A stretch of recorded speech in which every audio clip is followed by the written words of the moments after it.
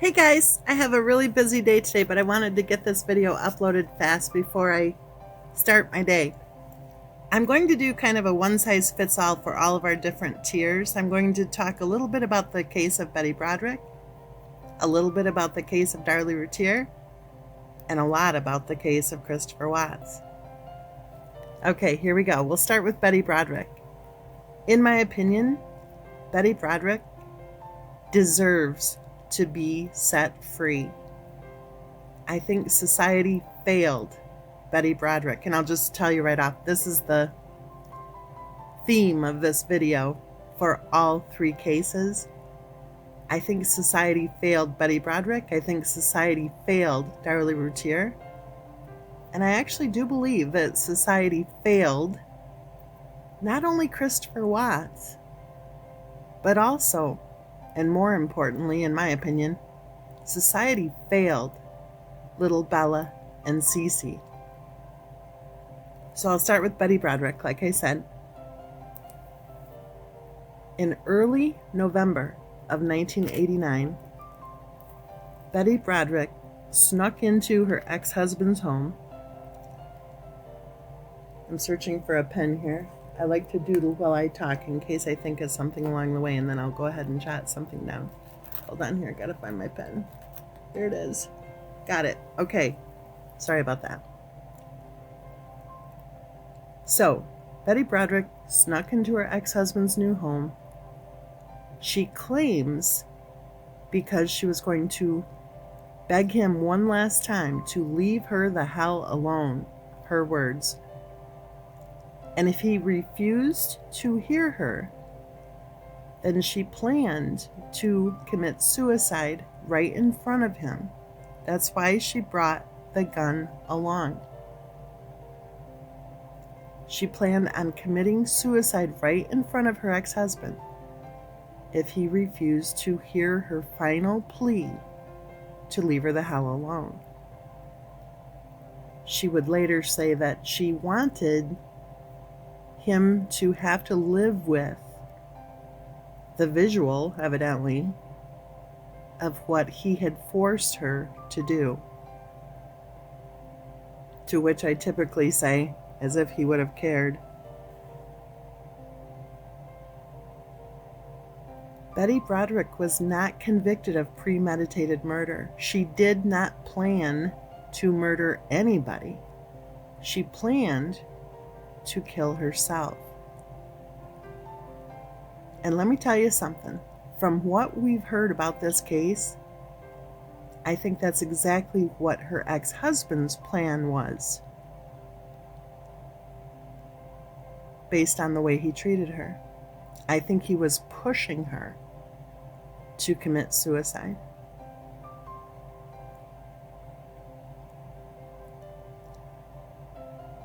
In my opinion, the abuses that Betty Broderick suffered during that relationship with her ex-husband were obvious and despicable. And I think society failed Betty Broderick and her children during the Broderick marriage. You cannot convince me that there weren't a whole lot of people knowing damn well that he had his little bimbo set up in a condo with a car and a paycheck right in plain sight. The same man who told his daughters, when one of them was about to turn 18, I think the next day, that it was time for both girls to live on their own, to make it on their own, to take public transportation if they had to.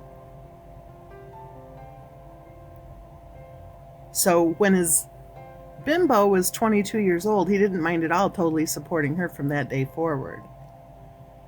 But his own children, oh, that's different. They were expected to go make it on their own.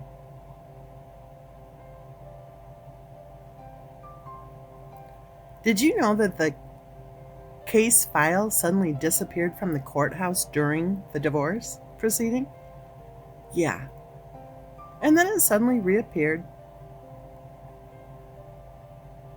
Did you know that the house was sold without Betty's signature? Yeah. Isn't that special?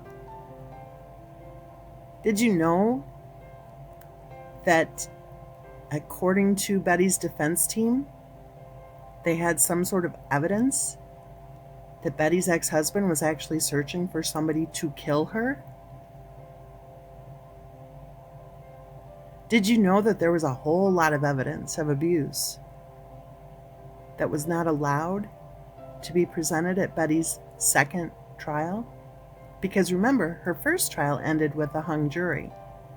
And when the jurors were interviewed afterwards, one of the male jurors said, when they were asked if they had any questions, one of the male jurors said, well, his only question is, what took her so long?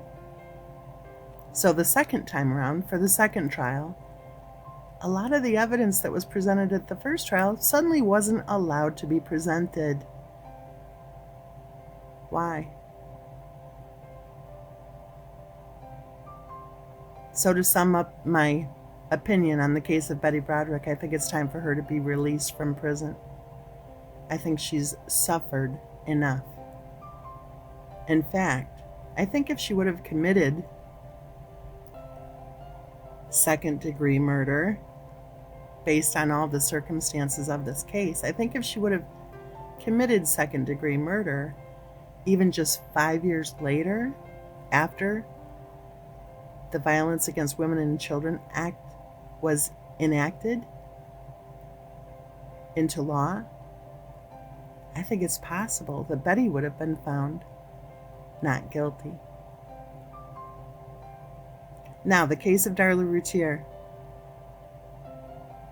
Darley Routier claimed during her trial testimony that her stepfather had fondled her. She steps back in what I would call denial, acting as if fondling isn't really sexual abuse. And then she even said, well, he attempted to. He attempted to.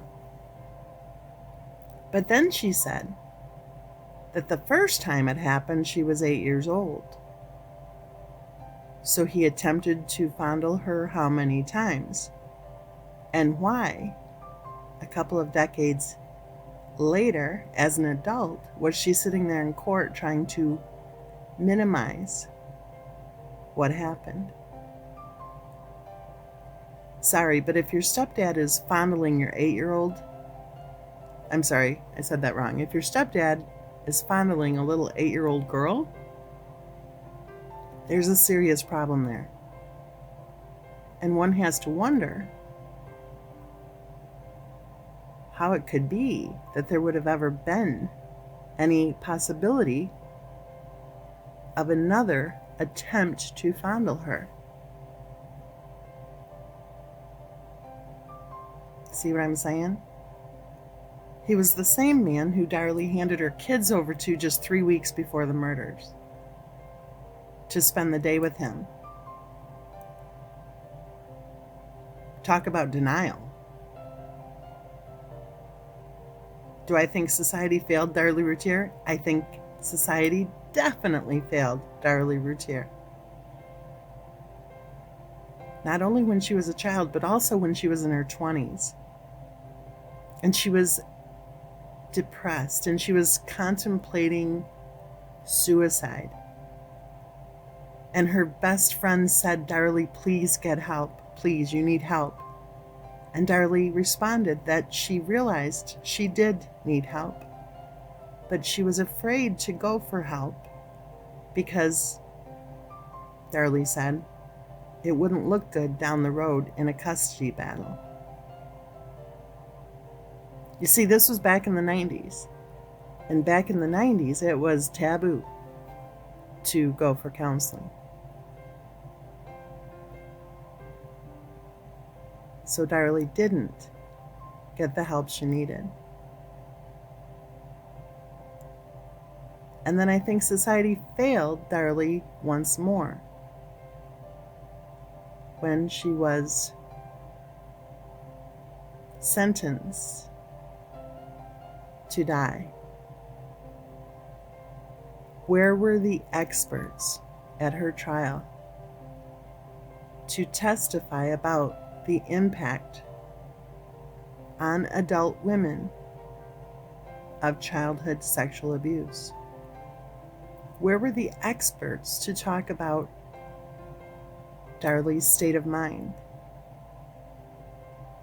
Where were the experts to discuss the possibility that Darlie may have been suffering at the time of the murders in a flashback? I don't believe that Darlie was stabbing her children in her own mind. In my opinion, she was stabbing the man who had molested her when she was a child. Just my opinion. And now on to the case of Christopher Watts.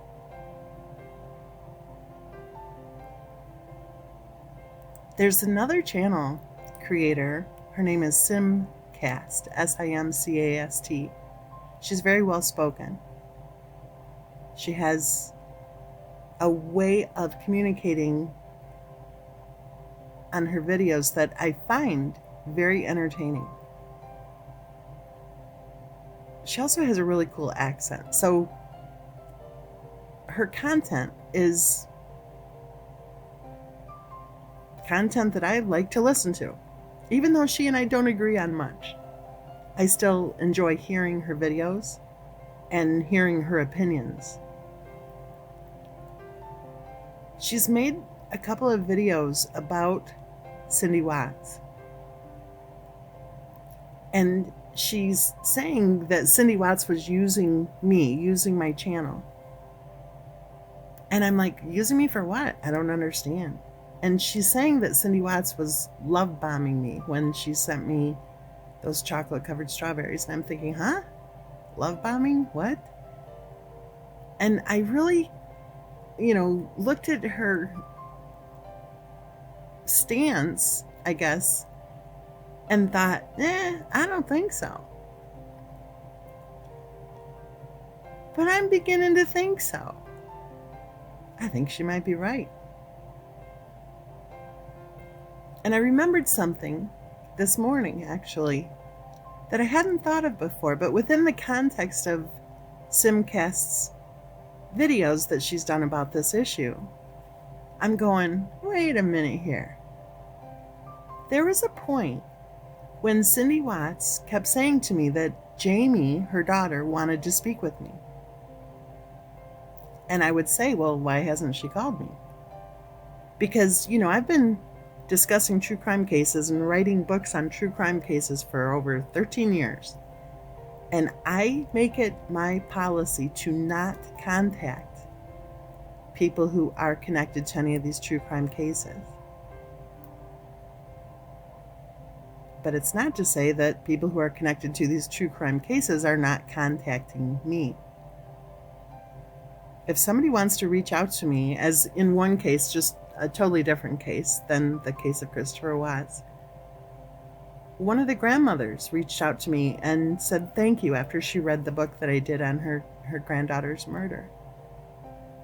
I have family members all the time reaching out to me. Prosecutors, defense lawyers. It isn't unusual at all.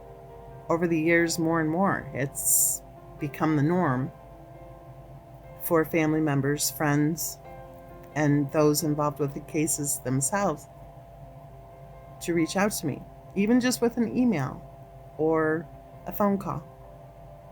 So when Cindy Watts was saying, well, Jamie needs to speak with you, Jamie wants to talk with you, you really need to talk to Jamie, Jamie wants to talk to you, I thought it was odd, because I thought, well, if Jamie wants to talk to me so bad, why doesn't she call me?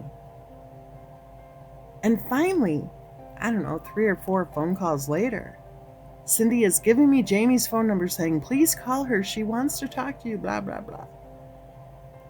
And I did. I called her, which I shouldn't have. I should have said, if she wants to talk to me, she can call me. But I fell for it. And I called Jamie. And quite frankly, within 2 minutes, I could tell that there was something weird going on. She didn't sound authentic. She didn't sound genuine at all. There was something fishy going on, and I didn't know what. All I knew was there was something fishy going on, and that was long before the Watts family pulled their little dance where they were saying that they wanted to find a lawyer for their son. But then when that investigator actually found a lawyer for their son, who agreed to work pro bono, meaning for free, the Watts family suddenly said, "Oh, no thank you." And then they took off running with that KK channel, which was, in my opinion, absurd. So you know what? I think Simcast might have been right. I just wanted to share that because this morning when I had that aha moment, I thought, wait a minute here. That is just one example of how Cindy Watts was able to be so persuasive, right? Oh, Jamie wants to talk to you. Jamie needs to talk to you. When in fact, to me it sounded like Jamie. Well, to me it sounded like there was something fishy going on. Now, to talk about how society failed Christopher Watts, and more importantly, how society failed Bella and Cece. Part of what I'm beginning to consider is how Christopher Watts' own family failed not only him, but more importantly, how they failed Bella and Cece. Remember that when we had that phone conversation with Cindy Watts, that she told us very clearly that her daughter-in-law was dosing up the children at bedtime with Benadryl and Tylenol every night at 6:30 p.m. And she said that when her daughter-in-law would come toward the kids with the syringe in her hand, that they would both tilt their heads back and hold their mouths wide open like two little birdies. Why didn't Cindy Watts step in? Why didn't she raise hell over watching her granddaughters being dosed up at bedtime? And as for the Aunt Jamie, where was she in Bella and Cece's lives?